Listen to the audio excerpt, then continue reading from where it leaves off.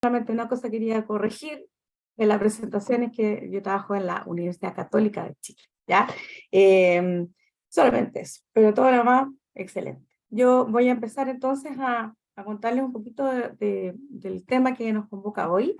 Esta es mi tercera vez en esta temporada que me toca hablar en este mes y el mes anterior. Hablamos de principalmente algunos aspectos importantes de la programación del riego, básicamente el cómo se hace para calcular un programa de riego, cálculos de tiempo, cálculos de frecuencia, considerando el cultivo, considerando el suelo, considerando los sistemas de riego. Y hoy día ya es la tercera charla que de alguna forma toca otros aspectos de la gestión del agua dentro del predio para poder ser más eficientes en el uso del agua. Por lo tanto, lo que vamos a conversar hoy día se trata de algunos tips o consejos para una gestión eficiente del riego por goteo, asumiendo, ¿no es cierto?, que ya pasamos los temas que por lo menos a mí me interesaba relevar, que tienen que ver con los criterios y datos básicos para el cálculo del tiempo de riego, que eso fue la primera clase, eso ya está hecho. Luego en la segunda clase vimos criterios y datos básicos para determinación de la frecuencia de riego, también muy importante dentro de lo que es la determinación del programa de riego. Y hoy día entonces vamos a ver estos tips o consejos, ¿no es cierto?, para una gestión eficiente del riego en el predio. Y esto ya sería entonces mi tercera y última clase por esta temporada. Entonces, bueno, voy un poco a repetir el contexto porque siempre es bueno acordarnos de cómo está nuestra situación. Hoy día la situación en países como Chile y Argentina, fundamentalmente, es que estamos viendo, ¿no es cierto?, un aceleramiento, una aceleración de cambios del clima que se suponía estaban proyectados para 2040, 2070 y se han acelerado en el último tiempo.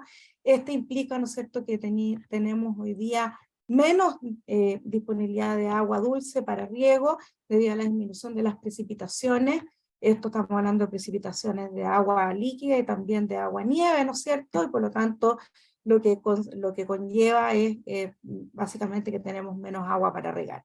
También, otra de los desafíos que tenemos que enfrentar es el aumento de la competencia por el uso del agua y del agua dulce, que es escasa, de tipo consultivo, porque tenemos que competir, ¿no es cierto?, con otras actividades que consumen menos que la agricultura, como por ejemplo el uso doméstico, como por ejemplo el uso industrial, y también otras actividades como por ejemplo la minería, y también el uso de agua para energía, lo que es directamente el uso consultivo y no lo que significa, por ejemplo, centrales de paso. Ahí tenemos entonces que competir, pero también tenemos que compartir, por lo tanto, al ser el principal consumidor, obviamente que de alguna forma la agricultura está en el ojo del huracán y el que le van a quitar agua siempre va a ser el que consume más. Así que eso tenemos que considerarlo.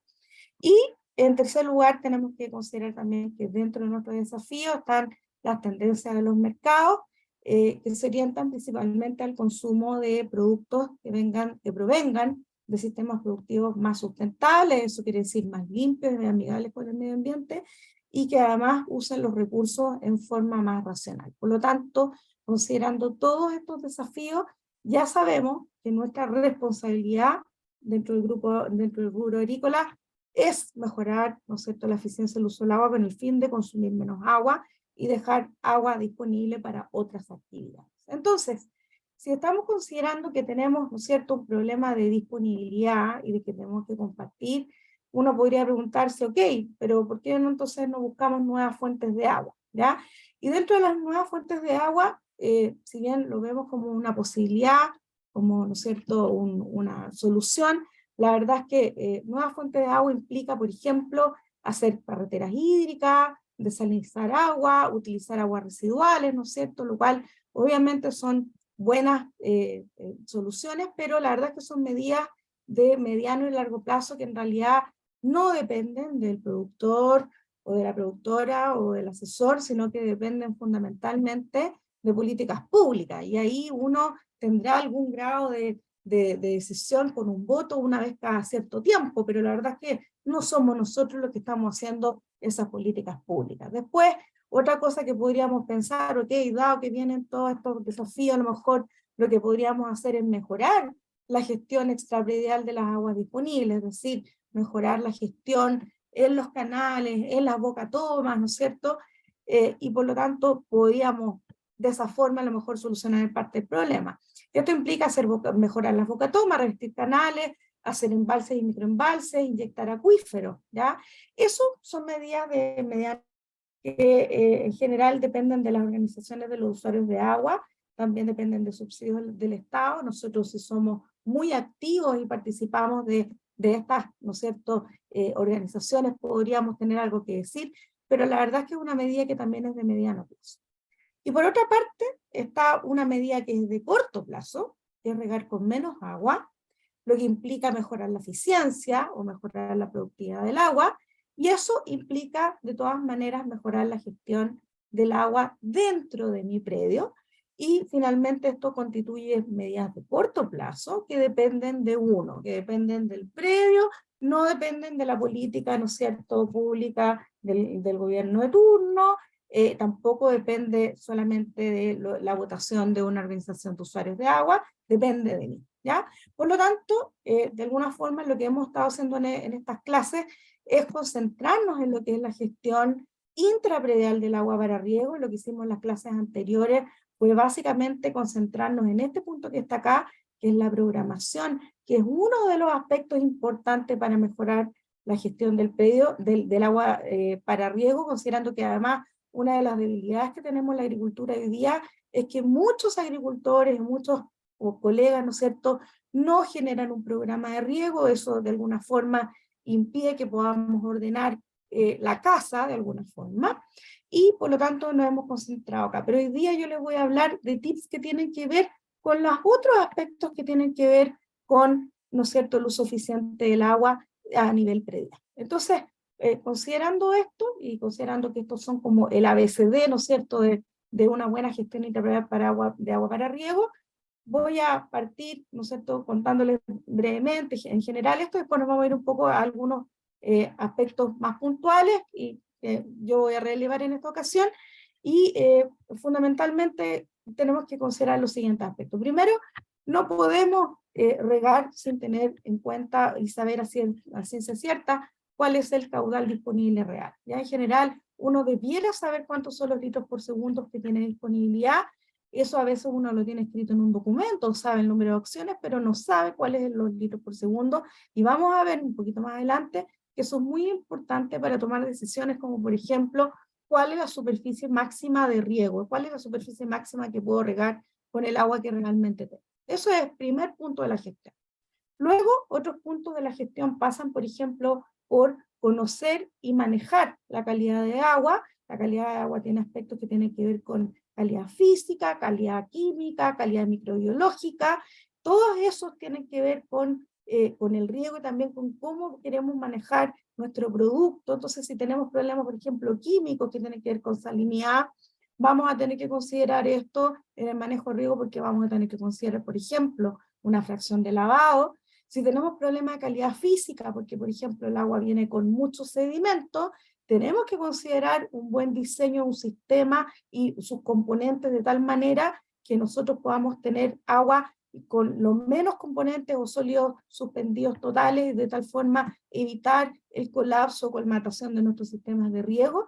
Y también, por ejemplo, si tenemos problemas microbiológicos de agua y nos toca regar, por ejemplo, hortalizas de hoja, obviamente que es un problema que tenemos que considerar, porque a lo mejor si regamos con esa agua no podemos vender nuestro producto.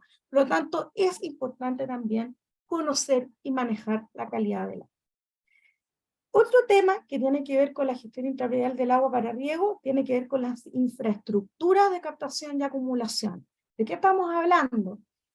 Por ejemplo, si tengo agua de un canal, para que entre esa agua del canal a mi predio, yo necesito tener un marco partidor y una compuerta.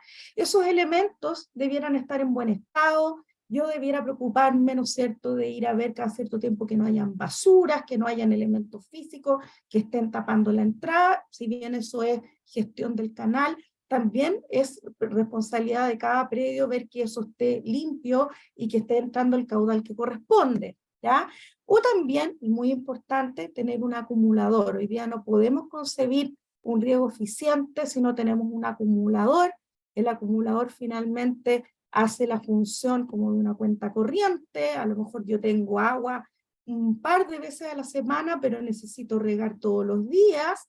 Entonces ahí lo que viene a suplir esa problemática es el acumulador, y por lo tanto hay que considerarlo dentro de la infraestructura que tengo que tener para poder tener una buena gestión del agua. Otro de los aspectos importantes obviamente tiene que ver con tener y tratar de aspirar a tener el sistema de riego de mayor eficiencia que se pueda. Vamos a ver que hay sistemas que son muy clásicos, que son superficiales, que incluso se pueden mejorar. Luego tenemos los sistemas de riego, ¿no es cierto?, presurizados, y dentro del sistema de riego presurizado tenemos también distintos tipos con distintas eficiencias de riego. En lo que es la operación misma, yo ya había hablado de programación, no me voy a detener en eso, pero además de programar el sistema de riego, los tiempos y frecuencias a priori, y después chequear con un sistema de monitoreo, es importante que si vamos a tener un sistema de riego de alta eficiencia, donde hicimos un esfuerzo, una inversión, realicemos la calibración que corresponde para que se trabaje con las presiones y caudales que corresponden, y hagamos una mantención adecuada para que nuestro sistema cumpla con la vida útil que esperamos y cumpla con los objetivos que se esperan de un sistema de riego, que tienen que ver con aplicar el agua de acuerdo a lo que se quiere, ¿no es cierto? Y también en forma oportuna, maximizando el recurso, que en este caso es el agua, y otros recursos más que tienen que ver, por ejemplo, con el recurso humano, o también con el recurso energético.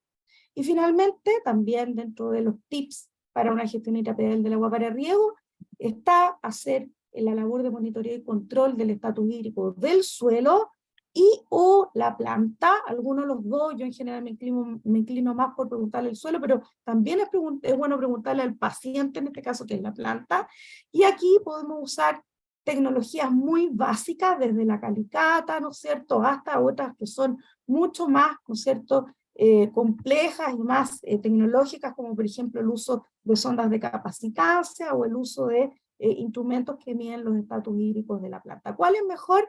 La verdad es que no hay una receta. La mejor es la que mejor le funciona al productor, porque tampoco es muy bueno llenarse de datos si no voy a poder mirarlo. Lo que sí es importante que el sistema que se ocupe, cualquiera sea efectivo en la labor que tiene, que es la de ajustar el programa de riego de tal forma de regar lo mejor que se pueda. Entonces, voy a darles algunos tips a partir de algunas imágenes que vamos a ver, que tienen que ver con cómo cuidar todos estos, ¿no es cierto?, elementos de la gestión que yo les acabo de nombrar. Por ejemplo, cuidar la captación. Es muy importante. A veces el canal viene revestido en hormigón, como está acá, pero otras veces viene revestido en suelo, y a lo mejor justo la parte, el segmento que está vecino, colindante a mi predio, que está justo antes de entrar, está revestido en suelo. Resulta que por ahí puedan haber pérdidas por infiltración. Puede ser que en ese caso me llegue menos agua de la que tengo por derecho. En ese caso, más vale la pena, en vez de estar peleando con la asociación de canalistas, hacer un esfuerzo y colocar, por ejemplo, un revestimiento que puede ser, por ejemplo, una geomembrana, y de esa forma disminuir las pérdidas por infiltración y asegurarme que el caudal que me corresponde me llegue, ¿ya? Y para eso también es importante que las estructuras de captación del predio, que son estructuras de distribución del canal, como en este caso el marco partidor o las compuertas, estén en buen estado, no estén tapadas con elementos. Es muy común ver en países como Chile que hay malas costumbres, como por ejemplo tirar elementos grandes, flotadores, bolsas, cojines, colchones, lo que sea, al canal. Esas son malas costumbres, en general se relacionan con el paso del canal por algún sector urbano, y eso tiene que ver con educación, pero también nosotros somos responsables y tenemos que considerar que como parte del trabajo diario es ir a verificar que las infraestructuras de captación estén libres de contaminantes y libres de elementos que estén de alguna forma impidiendo que llegue el caudal que me corresponde, ¿ya?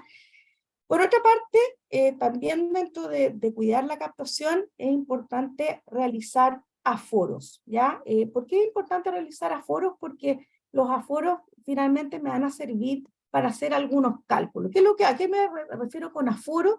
Es medir cuál es efectivamente el caudal que tengo disponible que me está entrando al predio. Entonces, a lo mejor, después de la compuerta que yo les acabo de mostrar, se pueden colocar estructuras que son bastante simples, como por ejemplo un vertedero, como por ejemplo una canoa parchal, como por ejemplo una regla que ya viene en litros por segundo, o a lo mejor hacer pruebas como la prueba del flotador, o la prueba de la trayectoria, o la prueba volumétrica, de tal forma de poder medir y saber efectivamente cuáles son los litros por segundo que me están llegando, que pueden ser muy distintos a los litros por segundo que se supone me deberían llegar.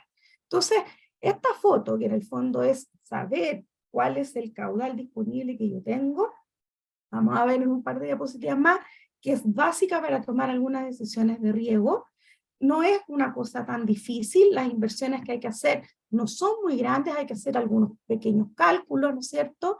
También hay tecnologías como por ejemplo los molinetes u otros sensores que son sensores de caudal.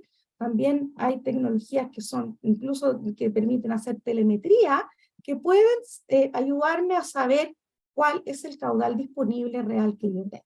¿Ya? Entonces, hacer este trabajo, ojalá en el periodo que tengo menos disponibilidad de agua, en Chile por lo menos corresponde a fines del verano, cuando ya han terminado todos los deshielos, en ese momento podemos sacar una foto que sería la foto más mala, pero a lo mejor alguien quisiera hacerlo en pleno verano, da lo mismo, lo importante es sacar, ¿no es cierto?, un dato certero, real, de cuánto es el agua que tengo disponible, de acuerdo a eso, tomar algunas decisiones. Entonces, tengo que cuidar la captación, pero además es importante medir el agua luego de la captación, aforar, para saber cuál es la cantidad de agua real que tengo.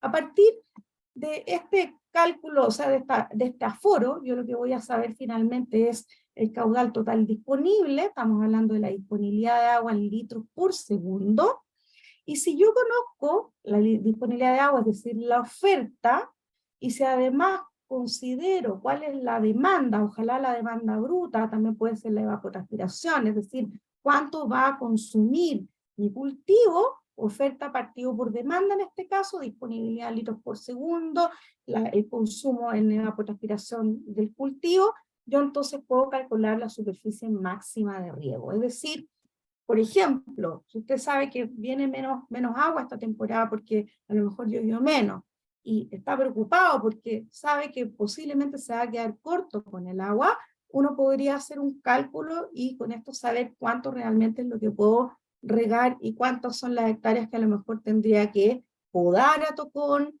o dejar de regar, ¿no es cierto? Porque lo más malo que uno puede hacer es regar todo mal. Es mejor sacrificar un poco algunas superficies que a lo mejor son menos rentables, ¿no es cierto? Y concentrarme en la superficie que me va a dar dividendo, y para eso yo puedo hacer un cálculo que es, por ejemplo, la superficie máxima de riego. También, si uno va a hacer una inversión, por ejemplo, y quiere plantar una plantación nueva de frutales, por ejemplo, es importante saber cuántos litros por segundo tengo realmente, porque si no es muy probable que al principio uno no vea el problema, pero ya a partir del cuarto, quinto año, uno vea que el agua no le alcanza. Entonces, cuando tengo conocimiento de la disponibilidad haciendo estos aforos que yo les acabo de mostrar, algunos ejemplos, si alguno de ustedes quiere aforar, hay mucha información de métodos de aforo, la verdad, en internet, en la literatura, muchos son simples, son cálculos muy simples. Entonces, si yo tengo este dato, yo podría hacer este cálculo de superficie de riego, superficie máxima de riego. Entonces, voy a dar un ejemplo para que vean para qué sirve. Por ejemplo, si tuviera 100 litros por segundo y la evapotranspiración del cultivo máximo en la zona fuera de 6 milímetros al día, ¿no es cierto? Yo de alguna forma tengo estos datos, son 100 litros por segundo, partido por 6 milímetros por día. Sabemos que cada milímetro es 1 litro por metro cuadrado, entonces tendríamos 6 litros por metro cuadrado al día, tenemos los 100 litros por segundo. Después hacemos, ¿no es cierto?, todo lo que corresponde a pasar las unidades para arriba, hacia abajo, hacemos el cálculo, ¿no es cierto?, 100 dividido por 6, que me da 16.7, luego lo multiplico por 86.400 porque aquí lo que tengo que hacer es pasar de día a segundo, por eso que se hace ese cálculo, y por lo tanto ya empiezo a pasar toda esta información a lo que me va a quedar, ¿no es cierto? Si yo se van los segundos y calculo esto así, en metros cuadrados, después divido en 10.000 metros cuadrados, me van a quedar las hectáreas que puedo regar con ese caudal y con ese consumo. Entonces, este ejemplo que yo le estoy dando acá me da por resultado que con estos 100 litros por segundo y con este consumo en mes de máxima demanda, me va a alcanzar el agua para regar aproximadamente 144 hectáreas, pero con un 100% eficiencia. Sabemos que los sistemas de riego no tienen 100% eficiencia.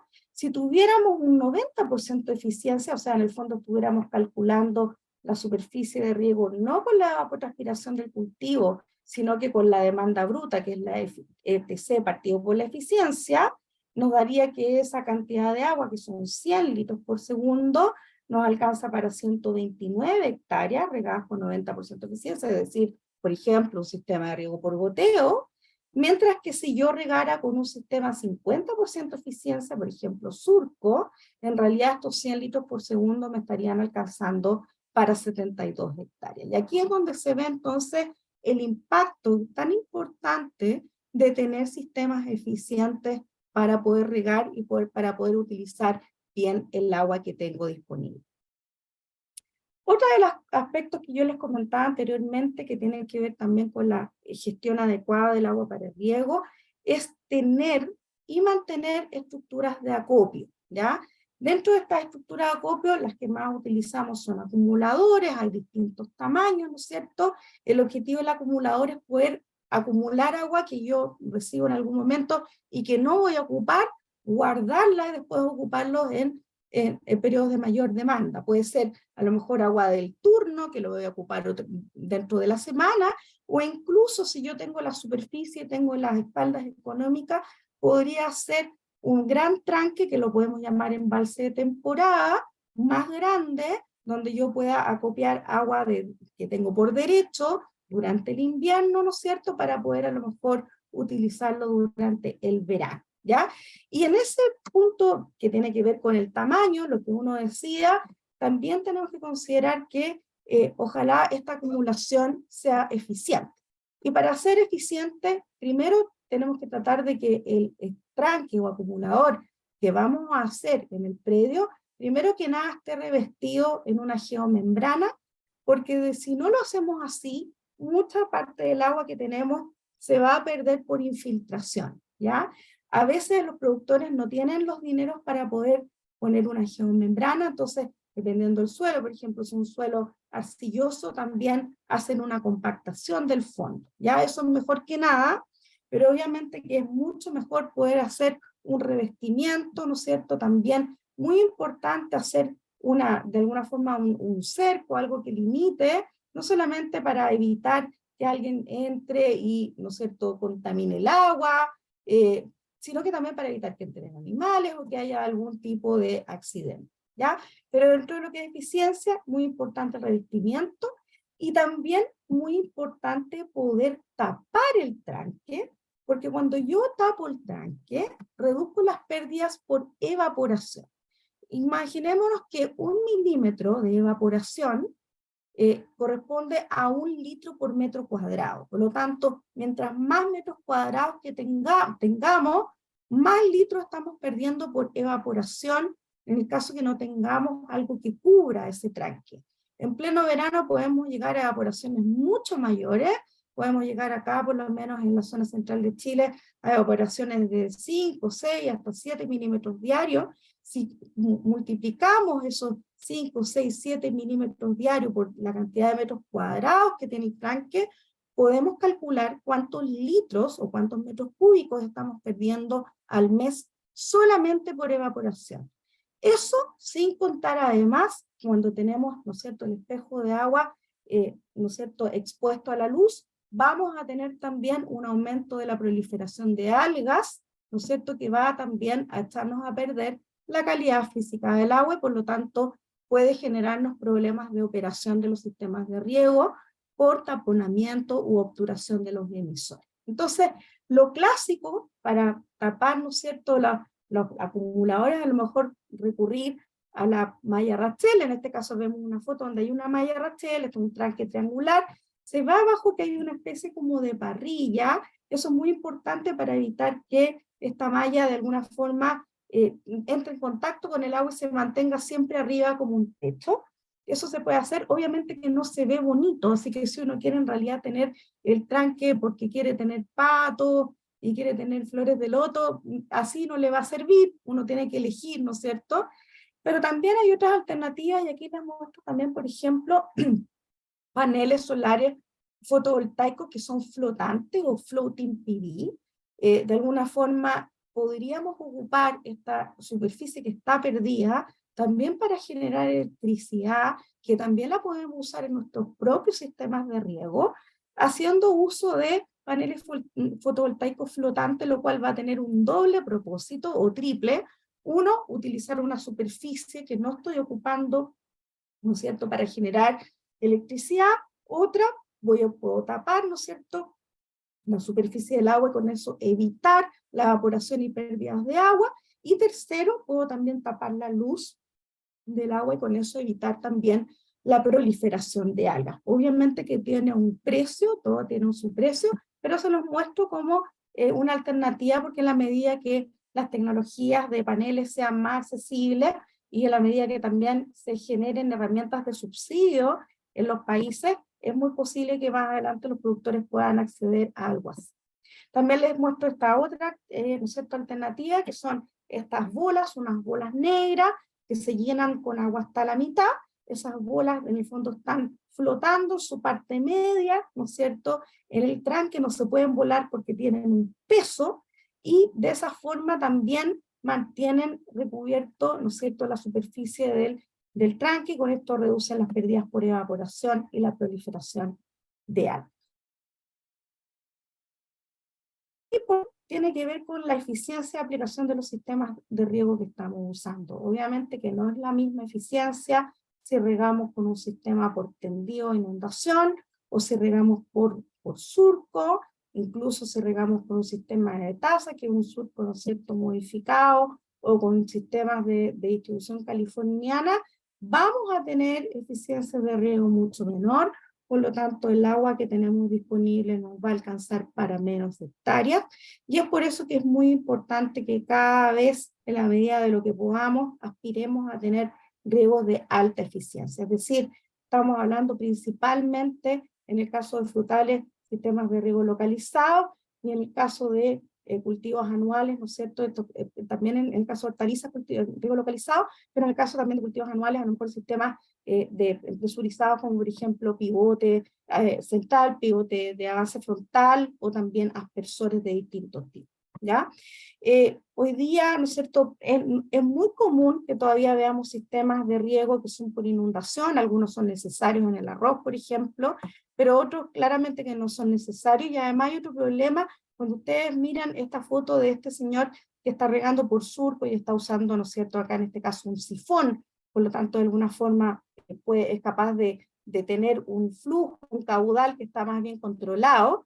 Igual tenemos que considerar que esta agua que está ingresando al surco es agua que gran parte de ella se va a perder por escurrimiento superficial, o se va a perder por percolación profunda. Por lo tanto es de poca eficiencia, es poco sostenible, pero además también es poco sostenible el problema de que este señor que está aquí es una persona o personaje que está en extinción, porque las nuevas generaciones no quieren hacer este trabajo, no quieren levantarse a las 4 de la mañana, a las 5 de la mañana, ponerse botas y regar con una pala. Por lo tanto, también tenemos que pensar en eso, en que también los tiempos están dados como para empezar a pensar en el futuro y sistemas de riego más eficientes, que sean capaces de utilizar mejores tecnologías, porque las nuevas generaciones no están dispuestas a hacer este tipo de trabajo. De todas maneras, estos sistemas mismos también se pueden mejorar. Es mejor usar un sifón, o es mejor usar una manga, tipo ¿no es cierto?, con ventanas donde yo de alguna forma puedo controlar el caudal de entrada, que usar un surco solamente abriendo con una pala, ¿no es cierto?, la entrada del agua desde la sequía. porque eso sí que es poco eficiente. Se puede mejorar un poquito, pero nunca vamos a llegar a la eficiencia de los sistemas de riego tecnificados, o en realidad debieran llamarse presurizados. ¿Ya? Entonces acá tenemos también algunos ejemplos de lo que debería ocuparse en hortalizas, de lo que debería ocuparse en cultivos anuales, de lo que debería ocuparse en forrajera, que tiene principalmente, ¿no es cierto?, como característica el uso de sistemas presurizados, ¿no es cierto?, de alto volumen, que de alguna forma simulan o emulan una lluvia, y que de todas maneras tiene mejor eficiencia que los sistemas gravitacionales. En el caso de frutales y en el caso de hortalizas, obviamente que tenemos el uso de los sistemas de riego de mayor eficiencia pasa por sistemas de riego más bien localizados, estamos hablando de localizados, bajo canopia, ¿no es cierto?, donde estamos regando superficies máximas de riego o porcentajes de riego mojado, perdón, que debieran fluctuar entre los 30 y el 50% del suelo, del espacio mojado. Si estamos mojando más, quiere decir que estamos haciendo que el sistema de riego ya no sea localizado y por lo tanto estamos perdiendo eficiencia. Por lo tanto, de alguna forma, para usar estos sistemas de riego hay que fijarse que lo que yo esté mojando no sea más del 50% del espacio que tiene asignado el cultivo. Y aquí, obviamente, los reyes de los sistemas de riego localizados son el microaspersor, el jet también, y obviamente que el goteo en sus distintas formas. Acá tenemos gotero de botón, pero hay goteros integrados.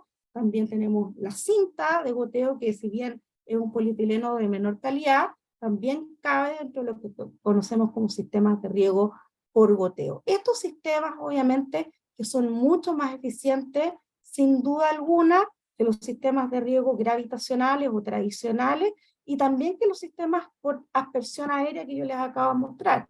Por lo tanto, en realidad, esto se adapta muy bien a estos sistemas. Sin embargo, yo no podría poner, por ejemplo, líneas de riego en una forrajera. No podría, sería muy poco eficiente y muy caro. ¿Ya? Entonces, cuando hablamos de eficiencia, en realidad lo que estamos hablando es de eficiencia de aplicación. Esto quiere decir cuánto de lo que estamos aplicando realmente le llega o queda en el cultivo. Y estamos hablando de que en riego tradicional o tendido, la eficiencia fluctúa entre un 10 y un 30%, cuando estamos hablando de curvas de nivel, que puede ser tendido en curva de nivel o en surcos curva de nivel, estamos hablando entre 30 y 60% de eficiencia, riego por bordes 40-80% de eficiencia, riego por surco 40-85%, va a depender mucho también de cómo sea el diseño de ese surco, si está bien diseñado en su pendiente, en su sección, y cómo sea el sistema de distribución. Y en los sistemas presurizados tenemos, ¿no es cierto?, rangos que van en aspersión entre el 50 y el 90% de eficiencia, en microjet entre el 60 y el 95% de eficiencia, y en goteo entre el 65 y 95% de eficiencia. Estos rangos bajos, de alguna forma, tienen que ver con problemas de mantención. Yo podría tener un super sistema de riego muy bien hecho al principio, pero si no hago mantención y al final del tiempo tengo todos los goteros tapados, o no estoy trabajando con las presiones que corresponden, la verdad es que bajo en forma muy significativa la eficiencia y me empiezo a acercar a la eficiencia que tiene un sistema de riego, ¿no es cierto?, superficial o gravitacional. Por eso es que es tan importante mantener y calibrar los sistemas de riego, ¿no es cierto?, presurizados. Dentro de lo que son tecnologías de eficiencia o de mayor eficiencia en los sistemas de riego, además de lo que yo les acabo de mostrar, que es lo clásico, también existen avances tecnológicos que nos permiten mejorar. Por ejemplo, en este caso yo les estoy mostrando una nueva tendencia. Aquí la empresa Netafim tiene sistemas de riego que ellos le llaman nanoriego, o también podríamos llamarlo low flow irrigation, en el fondo sistemas de riego de bajo flujo o de bajo caudal, donde en el fondo lo que se hace es localizar el agua haciendo uso de emisores mucho más pequeños, con caudales menores a 1 litro por hora, que se ponen muy juntos en la línea, varios emisores por metro lineal, que trabajan a bajas presiones y que tienen entonces eficiencias cercanas al 100%. Acá en este caso, esta foto que yo les estoy mostrando es una foto que corresponde a una prueba que nosotros hicimos durante 2 temporadas y media en viñas, en la zona de Colchagua, en Chile, donde nosotros comparamos un sistema de riego por goteo, que era el control, con distintos sistemas de riego que estábamos probando. Uno de ellos era este sistema nanoriego, y lo que hicimos fue disminuir este sistema de riego aplicando, aplicando 25% menos del agua respecto al control. La verdad es que cuando hicimos las evaluaciones de los kilos, el resultado fisiológico, la calidad del vino, etcétera, habiendo aplicado un 25% menos con este sistema de riego, la verdad es que no tuvimos ninguna diferencia respecto al control. Y eso se explica porque si ustedes ven la foto, en el control, por muy riego por goteo que era, también teníamos pérdidas de agua por, ¿no es cierto?, escurrimiento superficial, llegaba finalmente el agua a otra parte, mientras que aquí estoy localizando muy bien el agua en la zona de las raíces, por lo tanto tengo menos pérdida por escurrimiento superficial, y además también de alguna forma tengo menos área mojada, y con eso menos área mojada tengo también menos pérdidas por evaporación. Si vemos acá el monito, vemos que al final, si uno lo viera como una radiografía, estos bulbos son bulbos chiquititos que de alguna forma se solapan, forman una banda de mojado, pero que tienen un problema, y es que no son capaces de llegar muy abajo. Por lo tanto, si uno va a usar este tipo de tecnología, también tiene que controlar muy bien el riego y tiene que evitar tener problemas de disponibilidad en plena temporada que podrían significarme un problema grave. Y además también tenemos que considerar que en este caso achicamos el estanque, por lo tanto los riegos debieran ser de mayor frecuencia. O sea, no es llegar y colocar una tecnología nueva, sino que hay que saber, ¿no es cierto?, hacerla funcionar. Otra tendencia también, que es muy interesante, que tiene que ver con nuevas tecnologías de riego, tiene que ver con el sistema de riego enterrado. Y estos sistemas de riego enterrado también pasan por el uso de nuevas tecnologías. Acá en este caso podemos ver el sistema de riego enterrado. Ustedes no ven la línea, porque la línea está enterrada. Lo que sí ven es asomarse un poquito el bulbo, que tiene un movimiento hacia abajo y también un poco hacia arriba por, ¿no es cierto?, hacer su por capilaridad. ¿Ya? Y aquí hay un ejemplo, ¿no es cierto?, en este caso en maíz, en un sistema de riego enterrado. Nosotros lo hemos probado también en vid, ahora lo estamos probando en nogal, y vemos que tiene también una muy buena, ¿no es cierto?, muy buen futuro, porque de alguna forma este tipo de sistemas apunta también a tener una mayor eficiencia, por ejemplo, por pérdidas de agua por escurrimiento superficial, por disminuir, ¿no es cierto?, las pérdidas de agua por, ¿no es cierto?, evaporación, porque de alguna forma estoy teniendo el bulbo más abajo. Lo que sí, nuevamente, no es llegar y enterrar cualquier sistema de goteo, tengo que usar tecnologías adecuadas, y en este caso las tecnologías adecuadas pasan, por ejemplo, por el uso de un tipo de emisor que se llama emisor, ¿no es cierto?, antisifón. En el fondo es un sistema que al parar el riego, queda llena la tubería, muy parecido al antidrenante, y por lo tanto, como queda lleno, no se genera esta vaciado de la línea que finalmente genera esta como succión desde la manguera hacia afuera, y lo que hace que se llene de aire. En este caso queda lleno, no hay succión, y como no hay succión, el sistema no permite tragarse en el fondo limo o partículas de arena o de arcillas que están en el suelo mismo. Por lo tanto, este sistema podría taparse de adentro hacia afuera, pero no de afuera hacia adentro. Además, estas tecnologías consideran en los polímeros, por ejemplo, para evitar que se metan raíces, en la fabricación del plástico se consideran elementos como, por ejemplo, moléculas parecidas a los herbicidas para que no se metan raíces hacia adentro, e incluso hoy día también se cuentan con, por ejemplo, nanopartículas de cobre que también de alguna forma evitan que se metan raíces hacia adentro de la línea de riego. Ok, dentro de lo que es el manejo o estos tips importantes, ¿no es cierto?, para mejorar la eficiencia del agua, además de hacer todo el trabajo que es de cuantificar y hacer un programa de riego, es muy importante entonces que tengamos buenos sistemas de riego, que tengamos buenos sistemas de acopio, que tengamos buenos sistemas, ¿no es cierto?, ¿no es cierto?, ¿cómo se llama?, de distribución y de captación, que sepamos cuánta agua tenemos disponible, y también obviamente que es muy importante que operemos el sistema de riego como corresponde. No basta con comprarse la última tecnología si yo nunca más me voy a preocupar de hacer una correcta mantención, o de calibrar el sistema de riego, sería como comprarse el auto último modelo y nunca cambiarle el aceite, nunca cambiar los frenos, todo ese tipo de cosas. Es muy importante que nos hagamos cargo de eso. Por lo tanto, la eficiencia del uso del agua depende también en gran medida en cómo manejamos el riego. Entonces, para eso es muy importante, primero que nada, calibrar los sistemas de riego. Esto implica, ¿no es cierto?, verificar que la presión de trabajo sea la presión de trabajo que corresponde al emisor que yo tengo. Por ejemplo, si mi emisor funciona con un bar, tengo que asegurarme que al final del sector de riego llego con un bar y no llego con 0,5, porque obviamente que con eso no puedo esperar que el sistema funcione bien. También, dentro de la calibración, hacer aforos para calcular, por ejemplo, el coeficiente de uniformidad y con eso determinar si mi sistema está aplicando el agua en forma homogénea o no. Y si que no es así, tengo que entrar a revisar si los emisores están tapados, si las presiones están malas, etc. También, para procurar mantener los sistemas calibrados, ejecutar un plan de mantención de todos los componentes del sistema de riego. Estamos hablando del plan de mantención del prefiltro, es decir, el acumulador, si tengo un decantador, el decantador, ¿no es cierto? También la mantención de todos los componentes importantes, por ejemplo, la bomba, los filtros, las válvulas, ¿no es cierto? Eso tengo que hacerlo sí o sí. El lavado de líneas, ¿no es cierto? La aplicación de ácido, la aplicación, ¿no es cierto?, de cloruro, o sea, perdón, de hipoclorito de sodio u otro componente, para también lavar y limpiar de microalgas u otro agente biológico que pudiera estarme generando algún problema de operación. Eso también tengo que hacer.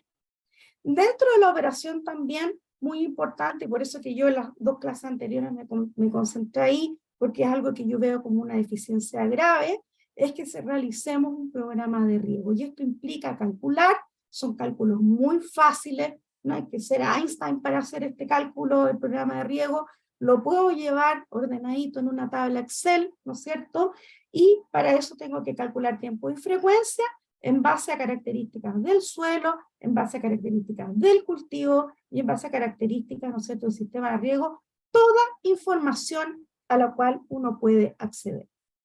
Por otra parte, también el monitoreo del estatus hídrico del suelo de la planta, como yo les decía en un comienzo, hay muchas tecnologías hoy día para hacer eso, hay algunas mejores que otras, algunas que me permiten mantener el sistema monitoreado todo el tiempo. Si yo tengo alguna sonda, por ejemplo, que me manda información a un servidor y yo puedo ver el gráfico, perfecto, pero si usted se llena de datos y no es capaz de analizar la información y le sirve la calicata, bueno, está bien la calicata. Lo importante es tener algún sistema de monitoreo y lo más importante, cuantificar eso y llevar registro. Ponerle nota a la calicata o ponerle un contenido de humedad relativo de acuerdo a una tabla, porque existe en la metodología, y llevar registros y ver cómo se están, ¿no es cierto?, están comportando estos registros. También cuantificar dentro de lo que es la operación de riego y todo lo que es el tema de riego. Aquí la clave es cuantificar todo, ponerle número a todo, al registro de riego, al registro de monitoreo,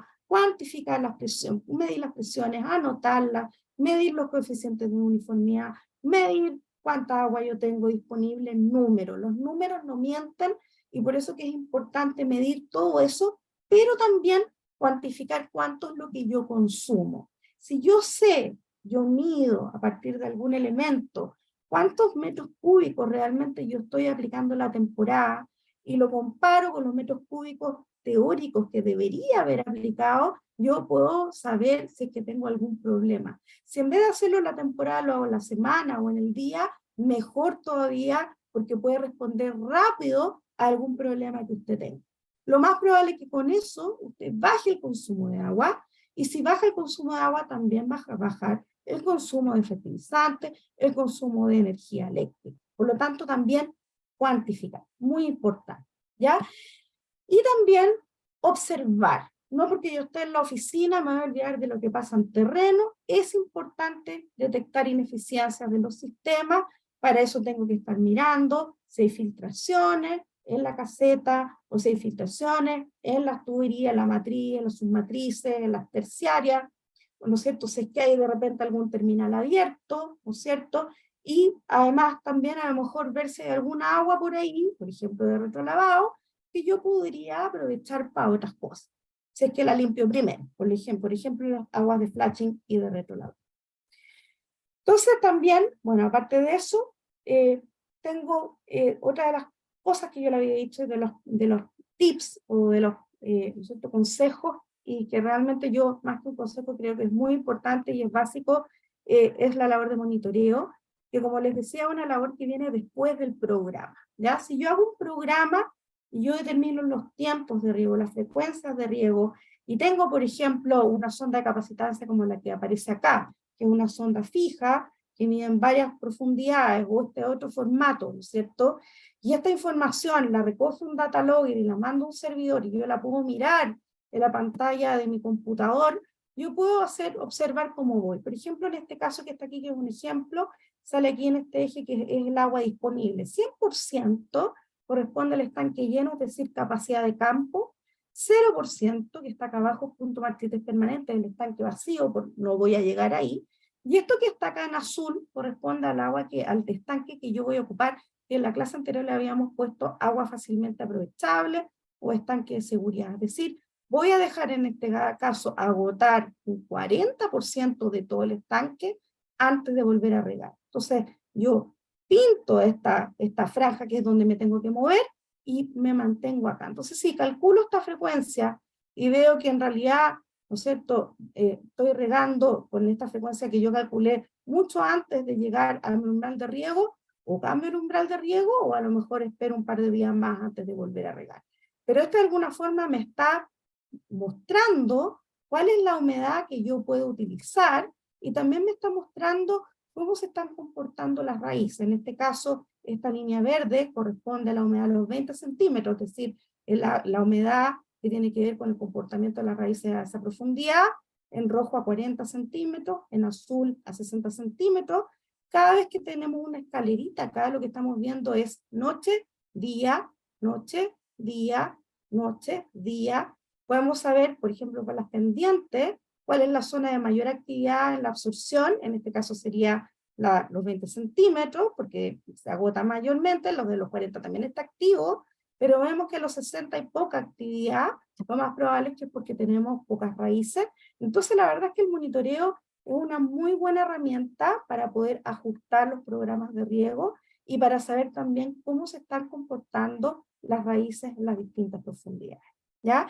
Si usted no tiene dinero o se complica usando sondas, también puede usar tensiómetros, también puede usar calicata. Lo importante es que ocupe algo y que cuantifique, que lleve registros y que lo ocupe básicamente para entonces ajustar los programas de riego. Ahora le toca a Luis. Sí, a ver, esto lo compartí muy rapidito, ¿me apoyas ahí, Pilar? Solo dale clic.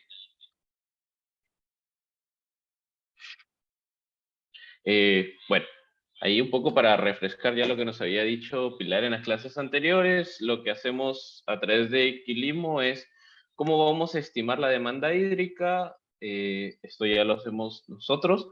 Básicamente hacemos el cálculo de la evapotranspiración del cultivo en base a dos datos, que es la evapotranspiración del cultivo de referencia, la ETO, por el KC, el coeficiente de cultivo.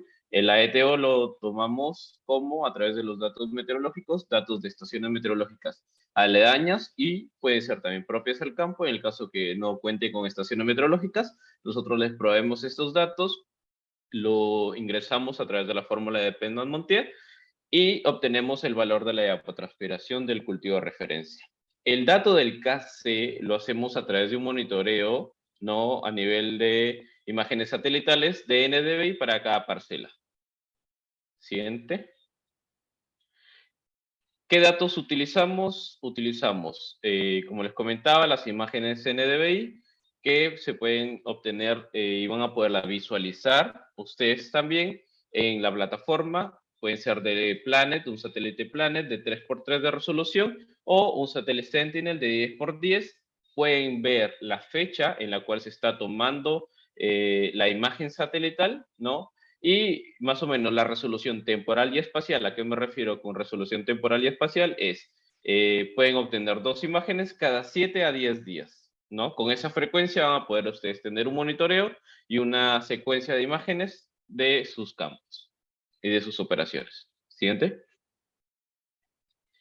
Y esta parte es, ¿qué vamos a visualizar a través de Quilimo? Es a través de una sola plataforma, vas a poder integrar y conocer el estado hídrico, ¿no? Como es la humedad en tiempo real de cada una de sus operaciones. Pueden ser sectores, operaciones de riego, no necesariamente si se encuentran todos en una misma finca o una misma parcela, pueden estar distribuidos o en distintos lugares. Nosotros podemos hacer un monitoreo y agruparlo todo para que su operación pueda ser más fácilmente escalable, ¿no? Van a poder ver el estado energético, el estado hídrico en tiempo real. Como pueden observar, les va a aparecer esta semaforización que es azul cuando se encuentra por encima, ¿no?, del umbral, que es lo que comentaba la doctora Pilar, que es básicamente el agua fácilmente aprovechable que se encuentra ya destacado desde el monitoreo de riego, y cuando se encuentra en estado energético o en color rojo es que se encuentra por debajo, ¿no? Siguiente.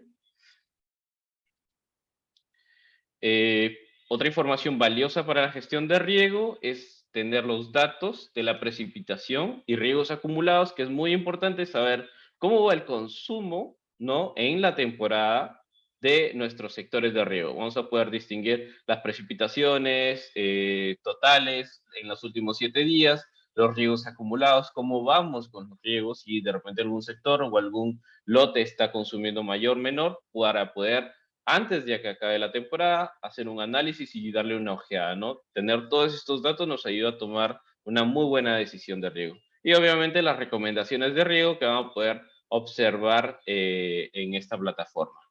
Siguiente.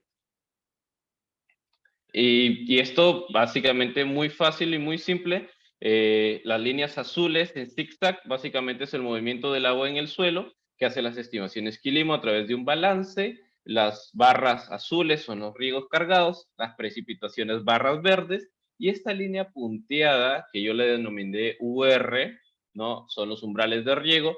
Básicamente es hasta dónde le vamos a permitir en una temporalidad, y es un plus que nosotros le ofrecemos, que es distintas umbrales de riego para distintas fenologías. Si estamos llenando fruta o estamos en etapa de crecimiento, vamos a manejar un umbral de 95%. O sea, vamos a permitir que agote solo el 5% para reponer riego. Riegos mucho más frecuentes. Esperamos, bajamos el umbral al 85%, quiere decir que vamos a permitir que haya un 15% de agotamiento antes de reponer el otro riego, 75%, y 50% umbral de riego. Entonces, lo que te permite esta flexibilidad es lograr y hacer muchos más cambios, lo que te va a llegar a tener mejor calidad de fruta, a tener estos impactos a nivel de calidad. Siguiente.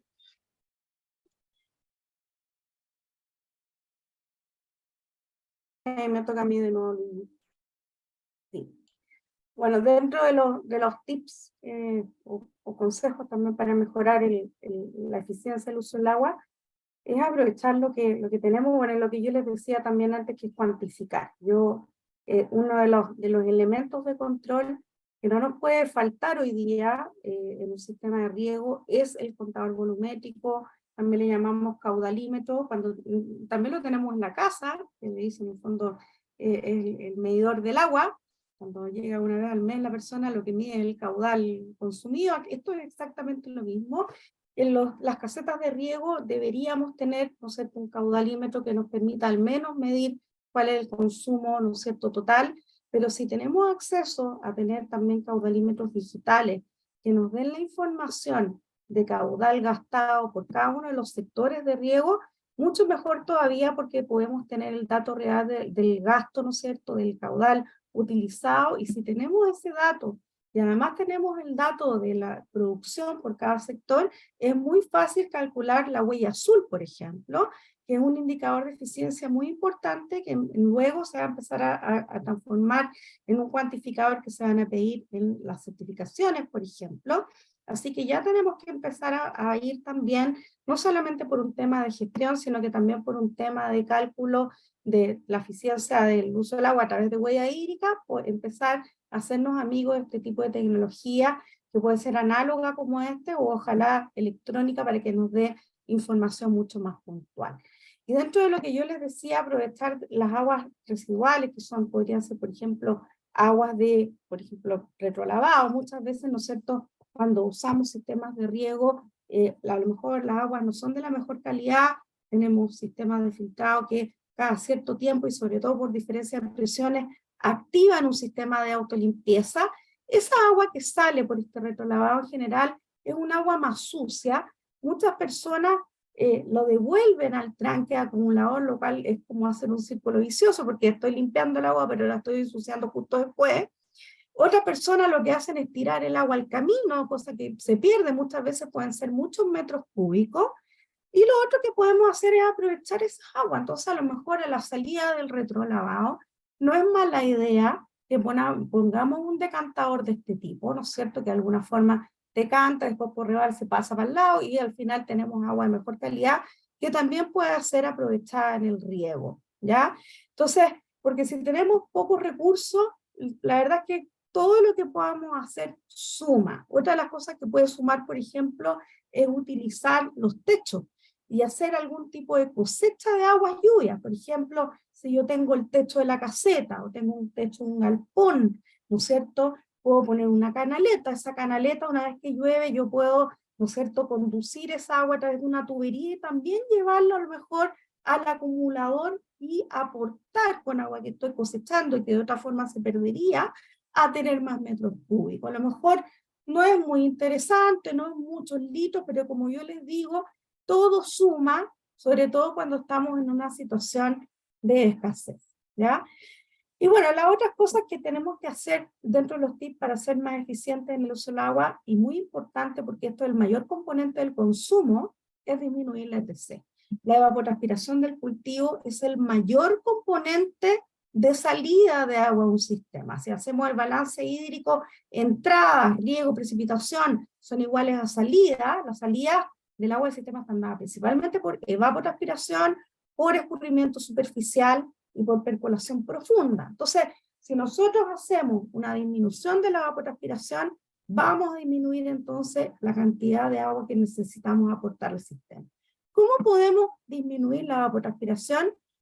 Con 3 medidas que son sencillas, que muchos ya las ocupamos, por ejemplo, el uso de cubiertas plásticas o mallas sombreaderas, el uso de cortinas portaviento y el uso de mancha. Esto tiene que ver con lo siguiente: cuando estamos haciendo uso, ¿no es cierto?, de mallas sobre canopia o de, ¿no es cierto?, techo, la verdad es que uno lo hace muchas veces para otros fines, por ejemplo, en los cerezos para evitar la partidura, o evitar el daño de pájaros, o evitar alguno, o granizo, o cualquier otra cosa, pero la verdad es que si ustedes se fijan, miren este techo que está aquí en vid, miren la sombra que proyecta este techo. Si bien es plástico, la verdad es que tiene un efecto muy importante en reducir la radiación incidente.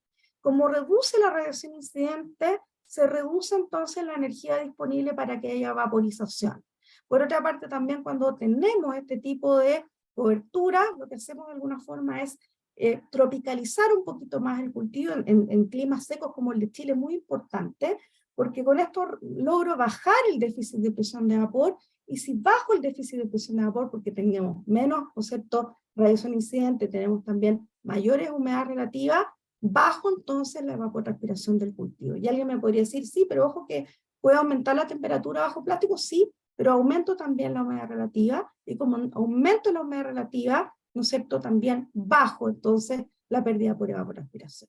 Lo otro que logra también colocando estas coberturas plásticas tipo techo, ¿no es cierto?, y malla de sombreadera, es cortar el viento. Si bien el viento viene por el lado, también se mete por encima, por lo tanto también de alguna forma yo reduzco el viento, y el viento es uno de los componentes más importantes en el aumento de la evapotranspiración. Zonas ventosas secas son de muy alto consumo, por lo tanto colocar estos techos, mallas o también cortinas cortaviento va a ayudar mucho en zonas ventosas a reducir el consumo de agua por evapotranspiración. Y lo otro también es el uso de mulch. El uso de mulch, que pueden ser plásticos, que pueden ser, ¿no es cierto?, orgánicos. Lo que vamos a hacer con este mulch finalmente es reducir, ¿no es cierto?, la evapotranspiración, porque estamos reduciendo la evaporación. Están bien las malezas, por lo tanto tenemos menos consumo y por lo tanto estamos siendo más eficientes. Cuando ocupamos este tipo de, ¿no es cierto?, coberturas o de mulch, nos podemos ahorrar entre un 20 y un 25% del agua. ¿Cuál es el problema del plástico? El plástico mismo. Ese es el problema.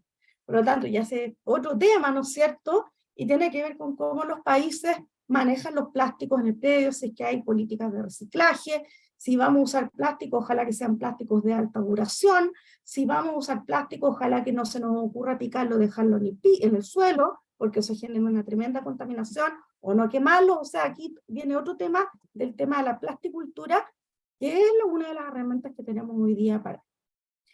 Pilar, Y finalmente, antes ¿sí? de que avances sobre mulch, quería contarle a la gente que nos está siguiendo que la semana que viene, perdón, el 20, vamos a tener el 24 de noviembre, vamos a estar hablando con Rodrigo Alfaro sobre estas tecnologías, sobre el uso de mulch plástico compostable en agricultura. Así que les dejé el link para aquellos que les interese participar y aprender un poco más sobre mulch, que lo puedan hacer en el webinar de Rodrigo. Qué bueno. Ese es uno de las, ¿no es cierto?, soluciones al problema del plástico, ¿cierto? Que es una tremenda herramienta, pero tiene un problema que es el plástico. Bueno, dentro también de los tips que tienen que ver con el ahorro del agua, tiene que ver también con la mitigación del estrés. Muchas veces a lo mejor queremos ahorrar, no queremos sacrificar ninguna superficie, tenemos menos agua o queremos ahorrar agua y le quitamos un poquito y de repente uno ya, voy a quitarle 20%, si no va a ser tan terrible. Ok, quitémosle 20%, pero hagamos algún tipo de mitigación, ¿ya? Y dentro de las mitigaciones, ¿no es cierto?, una de las cosas que nosotros hemos evaluado, y lo cual nos ha ido bien, lo hemos evaluado en palto, lo hemos evaluado en cítrico y también en vid, es el uso de silicato, ¿ya? Los silicatos de sodio, ¿no es cierto?, aplicados al follaje y aplicados al suelo también, hemos visto que con el tiempo, haciendo, ¿no es cierto?, reducciones de riego, en este caso, por ejemplo, la barra roja y la barra verde, corresponde a tratamientos de restricción hídrica, ¿ya? Restricción hídrica importante, de cercano a un 50%, lo que hemos visto es que con el tiempo, ¿no es cierto?, al principio no hay diferencia, después empiezan a diferenciarse, ¿no es cierto?, lo que corresponde a riego total, perdón, a riego normal, que es esta barra azul, respecto a los tratamientos de déficit, y se empiezan a separar y de repente se separa todavía más este verde con el rojo. El verde es una restricción al 50% sin ninguna medida de mitigación, mientras que la barra verde corresponde a los resultados de potencial hídrico cinemático, habiendo hecho una restricción en palto de un 50% del agua, pero habiendo hecho aplicaciones de silicato.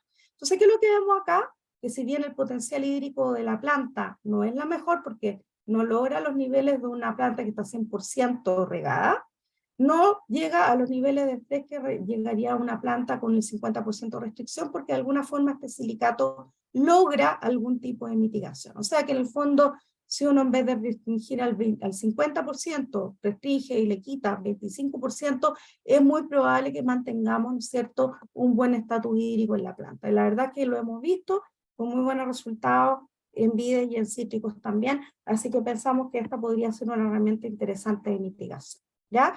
Y también dentro de la mitigación, ¿no es cierto?, ya hemos escuchado varias veces el famoso riego deficitario controlado, riego deficitario sostenido, y aquí le pongo otro pelo a la sopa, que es el secado parcial de raíces.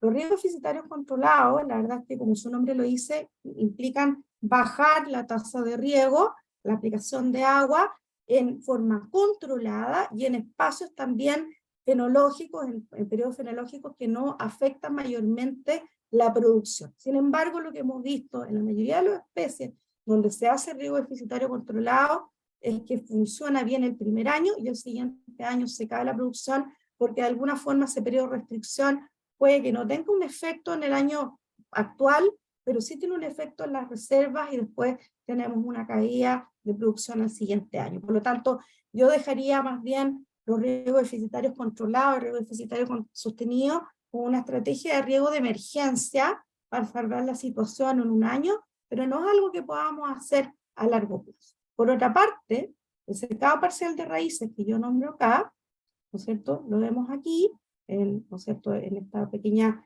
diagrama. Aquí esto nosotros lo evaluamos durante 4 temporadas en una viña en la zona central de Chile, y lo que hicimos fue dividir el sistema de riego en 2 lados, separarlo, tenía una línea, lo que hicimos fue bypassear esto, colocar la mitad de los emisores por esta parte, la mitad de los emisores por el otro lado, poner válvulas acá, y de alguna forma lograr lo siguiente. El secado parcial de raíces consiste en que separamos la zona de mojamiento en 2.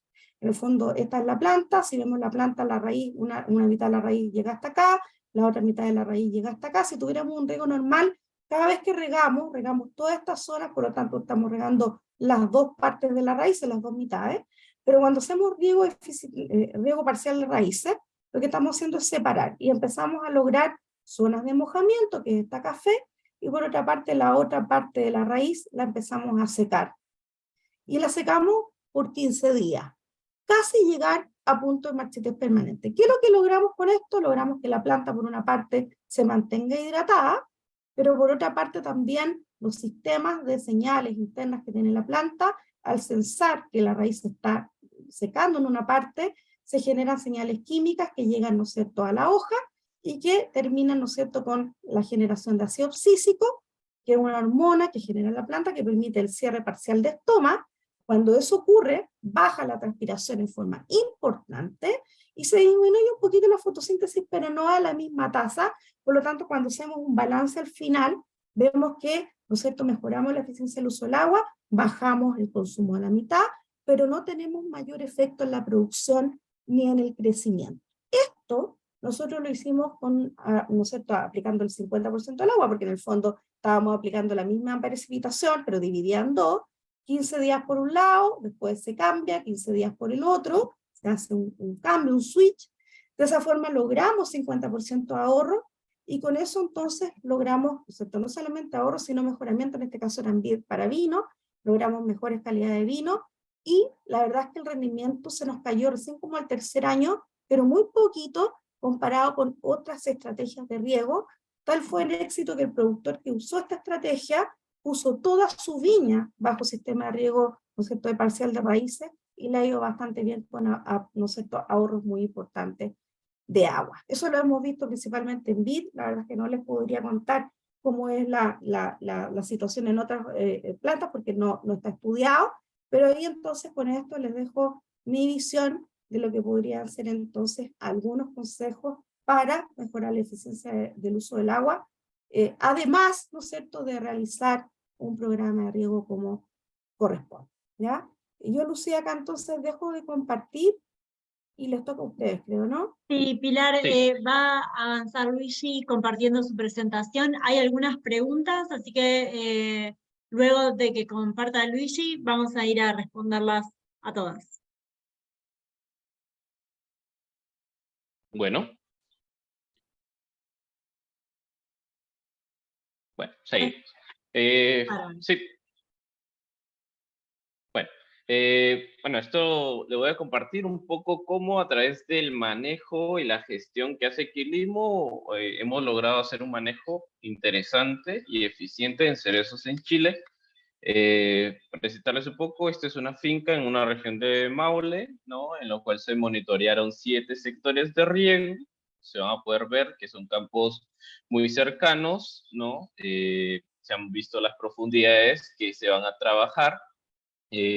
Básicamente es 80 centímetros. ¿Y por qué 80 centímetros? Porque es una profundidad establecida en base al mayor porcentaje de raíces activas que teníamos, ¿no?, en el monitoreo. Este es unas barras comparativas en milímetros de agua, ¿no?, versus los sectores, cómo han sido el monitoreo de los sectores dentro del tratamiento de Quilimo y antes del tratamiento de Quilimo, y se han podido ver estas barras en rojo, son básicamente los ahorros que se han visto antes de adquirir el servicio y versus después de adquirir el servicio, ¿no? básicamente ha sido muy parejo, algunos sectores como el sector 3, muy puntuales a través del manejo. Esto se debe a la diferenciación que se hace del monitoreo sector a sector. No todos los sectores tienen la misma tecnología o el mismo tiempo, ¿no? Por las labores que se hacen, por las podas, por las cosechas. Entonces, esto lo que nos va a permitir es generar estos impactos, ¿no? Sean más específicos y mucho más focalizados en lo que hacemos, ¿no? Los datos de riego corresponden a la fecha del 25 de noviembre del 21 al 31 de marzo, ¿no? Obteniendo un ahorro acumulado en todos los sectores de 527 milímetros. Entonces, esto nos va a generar una mayor eficiencia y también pensando de que si tenemos de repente algún área más para poder gestionarla con riego, esto ya nos va a permitir expandir nuestra frontera y tener mayor rentabilidad, ¿no? A este nivel. Esta es una comparativa, ¿no? De cerezos que vamos a poder ver, temporada 2021 versus 2022, en las cuales vamos a ver en el tratamiento de riego prequilimo, en 810 milímetros de agua versus 689, ¿no? Un ahorro del 15% de agua, y vamos a ver cómo esto se impacta, ¿no? Y estos son indicadores que nosotros trabajamos y monitoreamos a través de los reportes que nosotros hacemos dentro del monitoreo, ¿no? Para el cultivo de cerezo, variedad Bing, edad 8 años, marco de plantación de 4.5 por 2,5, y esto se ha visto reflejado en 58 horas de ahorro de agua, ¿no? Esto ya básicamente es el mismo monitoreo del mismo sector. Los rendimientos, ahora viendo el tema de rendimiento, como ha sido en la campaña 2021, con kilos por hectárea, 5.168 kilos por hectárea versus 8.155 kilos, o sea, un incremento del 37% del rendimiento. Y aquí vamos a ver la eficiencia de uso de agua. ¿Qué quiere decir? ¿Con cuántos kilos por metro cúbico yo voy a producir? En la temporada 2021 se produjeron 6 kilos por metro cúbico versus la eficiencia de uso de agua en la temporada 21-22 de 12 kilos, ¿no? 6 kilos más, o sea, el 100% se logró.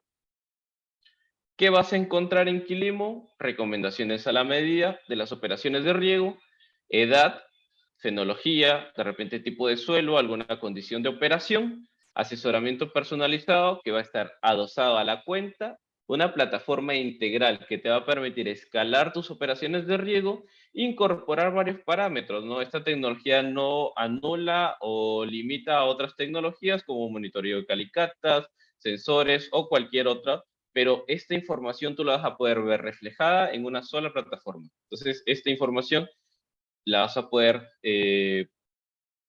visualizar y encontrar en reportes a través de Quilimo.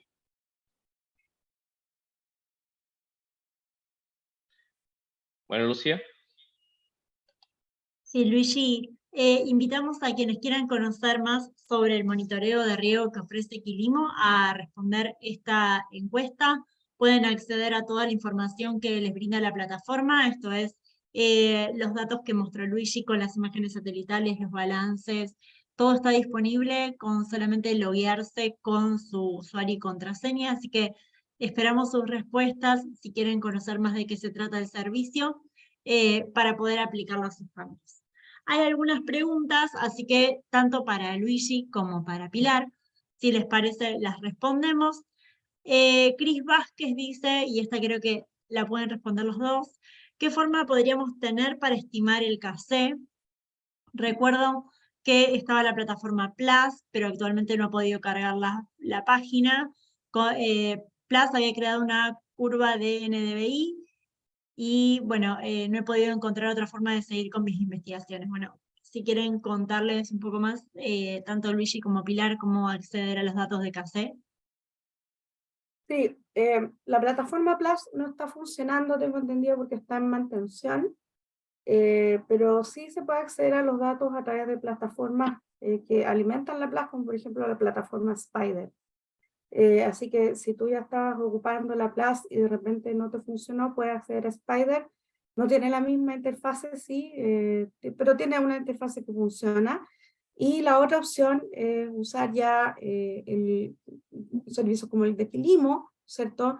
Que generan básicamente lo mismo a través de ellos mismos nos mostrar, ¿no es cierto?, algunos datos de satelitales en base a Sentinel y Planet, ¿no es cierto?, que a partir de los cuales se puede obtener estos datos de NDVI, que son los que finalmente, o SAVI, son indicadores de vegetación, que a través de ecuaciones se transforman en coeficiente de cultivo.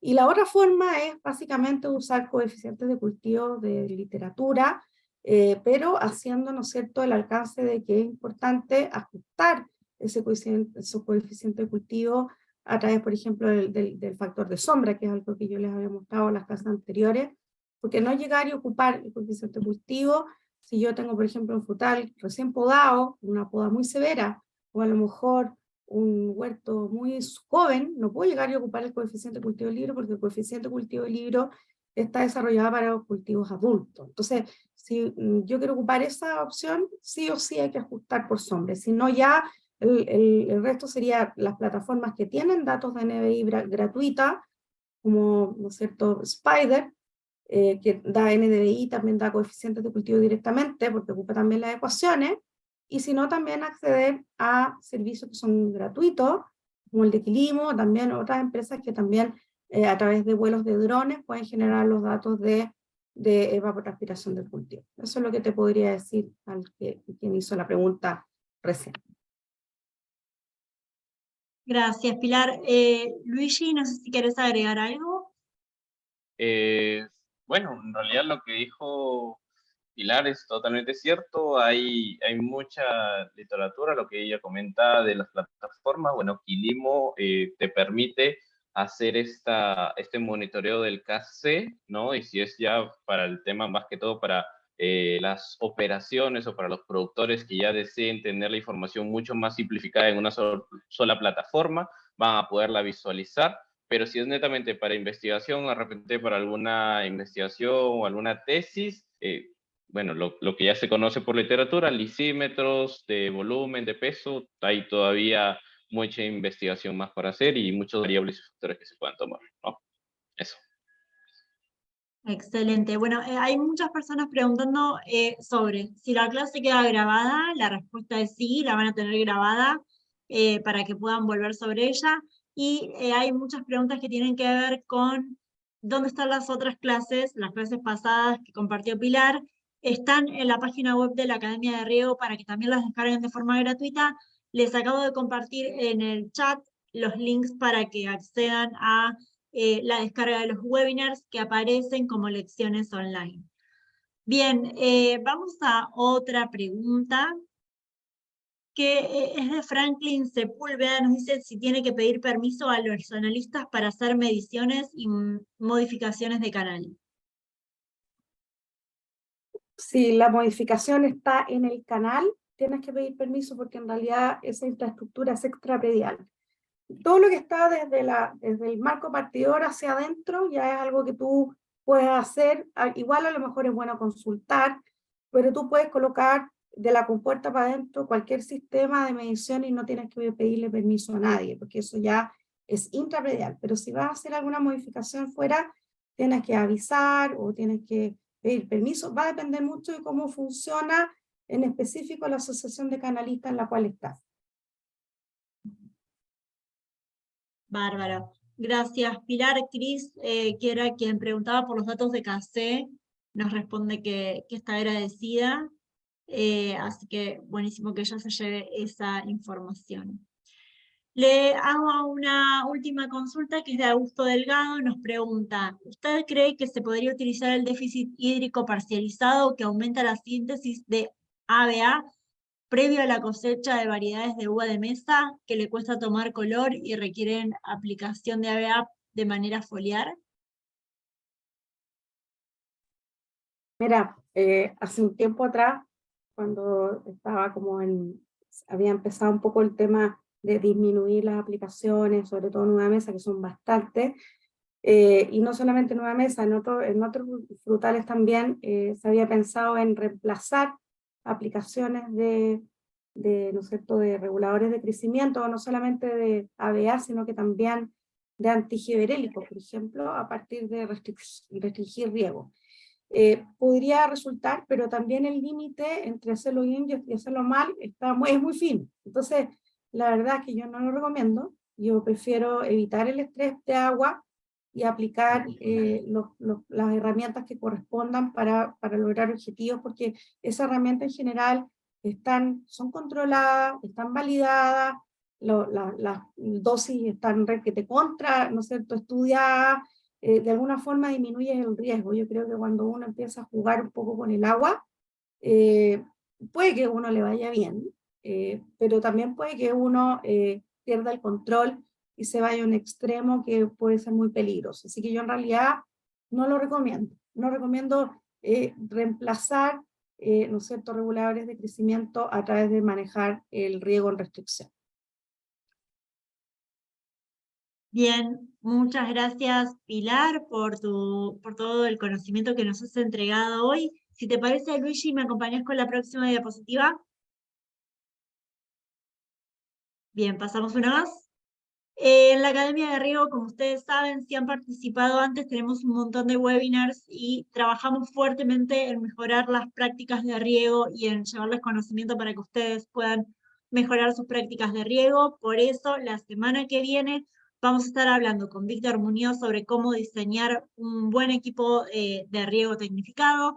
Y como les mencionaba previamente, vamos a hablar el jueves 24 sobre el uso de mulch plástico compostable en agricultura sustentable, así que aquellos que estén investigando sobre cómo usar plástico que sea reciclable, que tenga menos impacto ambiental, bienvenidos a charlar con Rodrigo Alfaro sobre estas innovaciones. Luigi, vamos con una diapositiva más. Para recordarles que la Academia de Riego es una iniciativa de Quilimo, que Quilimo es una herramienta súper potente para que ustedes gestionen mejor el riego, para que tengan control y eficiencia en el uso del agua, que tan escasa es y que tan importante es cuidarla. Así que aquellos que deseen que nos contactemos y que tengamos una conversación, pueden responder a la encuesta y nos vamos a poner de inmediato en contacto con ustedes. Quiero despedirme de Pilar agradeciéndole que haya participado y también de Luigi, así que les cedo el micrófono a ambos.